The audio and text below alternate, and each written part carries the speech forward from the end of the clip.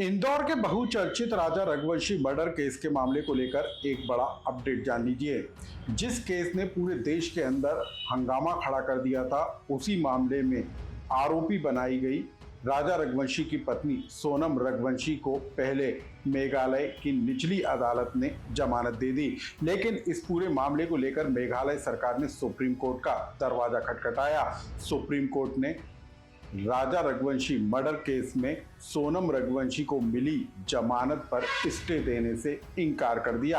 आखिर किस आधार पर सोनम रघुवंशी को जेल से जमानत मिली और वो सलाखों से बाहर आई, और आखिर क्यों सुप्रीम कोर्ट में हुई सुनवाई में सोनम रघुवंशी की जमानत को बरकरार रखा गया, इस कहानी को विस्तार से जानिए। नमस्कार, मैं हूं अनुराग श्रीवास्तव और आप देख रहे हैं लोकमत हिंदी। मई 2025 राजा रघुवंशी मर्डर केस ने पूरे देश को हिलाकर रख दिया था। मई 2025 में इंदौर की रहने वाली सोनम रघुवंशी की शादी इंदौर के ही रहने वाले व्यापारी राजा रघुवंशी के साथ हुई थी। शादी के चंद दिनों के बाद ही सोनम रघुवंशी हनीमून के बहाने राजा रघुवंशी को आसाम होते हुए मेघालय ले गई, जहां पर मेघालय की वादियों के बीच में सोनम रघुवंशी ने अपने करीबियों और कथित प्रेमी के साथ मिलकर राजा रघुवंशी पर धारदार हथियारों से हमला किया और उसके बाद इसको एक गहरी खाई में फेंक दिया। कुछ दिनों के बाद सोनम रघुवंशी यूपी के एक ढाबे से गिरफ्तार कर ली गई और उसके सहयोगियों को भी मेघालय पुलिस ने गिरफ्तार कर लिया और इस पूरे मामले को लेकर जो है चार्जशीट दाखिल की गई। लेकिन मेघालय पुलिस की एक गलती के कारण सोनम रघुवंशी कुछ ही दिनों के बाद जेल से बाहर आ गई।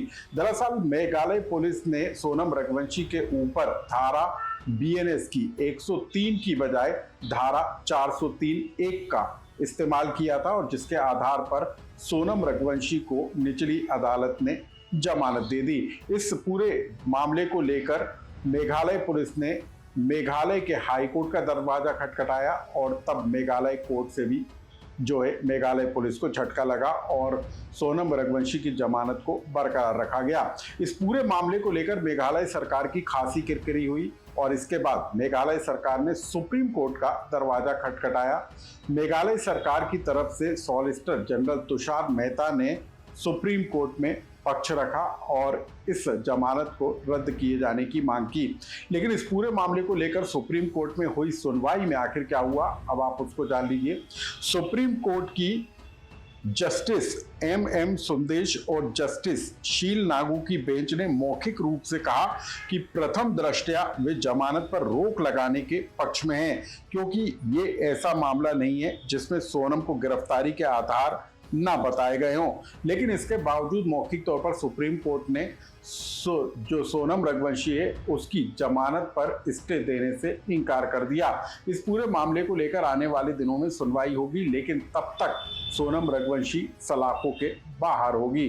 तो कुल मिलाकर वो सोनम रघुवंशी जिसने अपने सहयोगियों के साथ मिलकर अपने पति राजा रघुवंशी के साथ एक घिनौनी वारदात को अंजाम दिया, उस मामले को लेकर सोनम रघुवंशी जिसे जेल की सलाखों के पीछे होना था, वो जमानत पर बाहर है। और अब जो है पुलिस की खामी का जो फायदा है सोनम रघुवंशी को मिलता हुआ नजर आ रहा है। सुप्रीम कोर्ट में भी ये साफ हो गया कि सोनम रघुवंशी फिलहाल जो है जेल से बाहर रहेगी।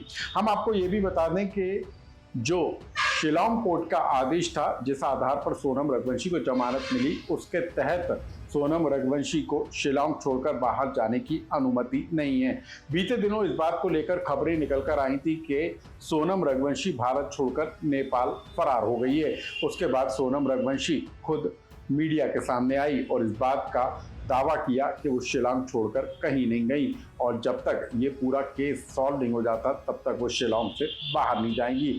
लेकिन जिस तरीके से एक बड़ी वारदात को लेकर, एक सबसे बड़े हादसे को लेकर, सबसे बड़ी वारदात को लेकर सोनम रघुवंशी को आरोपी बनाया गया था, उसी मामले में सोनम रघुवंशी पुलिस की तकनीकी खामियों का फायदा उठाकर जो है कोर्ट से बाहर, कोर्ट के आदेश पर जेल से बाहर है। लेकिन सोनम रघुवंशी मामले को लेकर देश भर के अंदर चर्चा का दौर जारी है।